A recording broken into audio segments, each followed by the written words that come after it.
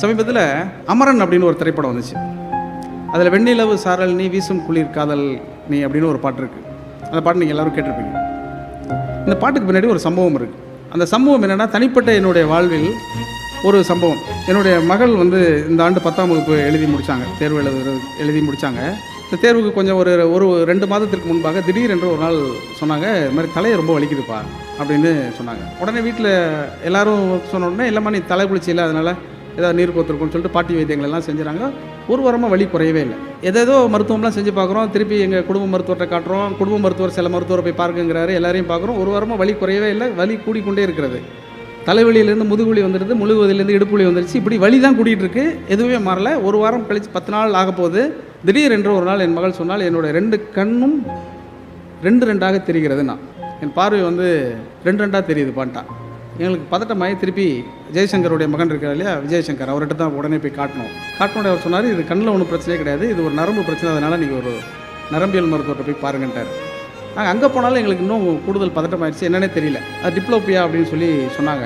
என்ன அப்படின்னாக்கா, இயல்புலேயே குழந்தைகள் தனக்குள்ள ஒரு அழுத்தத்தையோ இதையோ உணர்ந்துச்சுன்னா, அது வெளிப்படுத்தலைன்னா அந்த மாதிரி ஆகக்கூடிய வாய்ப்பு இருக்கும். அந்த அப்படி ஒன்று இருக்குங்கிறதே எங்களுக்கு அப்புறம் தெரியாது. உடனே என்ன பண்ணாங்க, முதுகு தண்டில் ஒரு சின்ன ஊசியை போட்டு அந்த ஒரு மருத்துவம் செய்தாக. உடனே ஒரு 1 மணி நேரம் 2 மணி நேரத்தில் அது முடிந்துடுது. அந்த வலி குறைந்து விட்டது. ஒரு வாரமாக சாப்பிடாத பொண்ணு சாப்பிட ஆரம்பிச்சிருச்சு. ஆனால் கண் 2 தெரிகிறது இல்லையா, அது குறையவே இல்லை. நான் அமரன் திரைப்படத்துக்கு பாட்டு எழுதணும். நாங்கள் போய் ஹாஸ்பிட்டலில் தங்கிட்டேன்.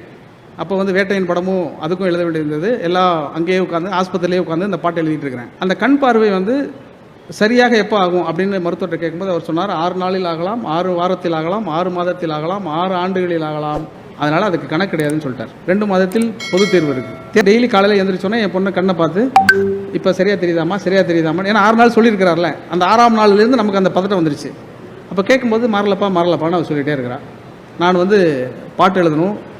அந்த படத்தில் இப்போவும் நீங்கள் அந்த பாட்டை போய் அதில் உள்ள சரண பகுதியை நீங்கள் கேட்டீர்கள் என்றால், அது தனிப்பட்ட முறையில் என்னுடைய வாழ்வில் நடந்த அந்த சம்பவத்தை வைத்துக்கொண்டு, பாதி நீயே என் பாதி நீயே, நீ இல்லாமல் நான் ஏது கண்ணே, ஆதி நீயே என் ஆயுள் நீயே, ஆணி வேரை நீங்காது மண்ணே, எங்கே இருள் என்றாலும் அங்கே ஒளி நீதானே, கண்ணாய் என நீயும் காக்க கண்ணீரையும் காணேனே, நீண்ட தூரம் போன போதும் நீங்குமோ காட்சியே அப்படின்னு நான் எழுதினது. இது அப்படியே என்னுடைய குழந்தைக்காக நான் எழுதினேன் அந்த பாட்டு. அதுக்கப்புறம் அந்த படம் படத்துக்கும் அது பொருந்தியதுங்கிறது வேற. அப்படி கண்ணதாசன் வாழ்வில், மருதகாசி வாழ்வில், யதார்த்த வாழ்க்கையில் நிறைய சம்பவங்கள் இந்த மாதிரி பொருந்தி போய் கொண்டே இருக்கும். அதை தெரிந்து கொண்டு கேட்கிற பொழுது உங்களுக்கு இப்போ போய் திருப்பி நீங்கள் இந்த வெண்ணிலவு சாரல் நீ வீசும் குளிர் காதல் நீ பாட்டை கேட்டிங்கன்னா உங்களுக்கு வேற ஒரு உணர்வு உங்களுக்கு தோணும்.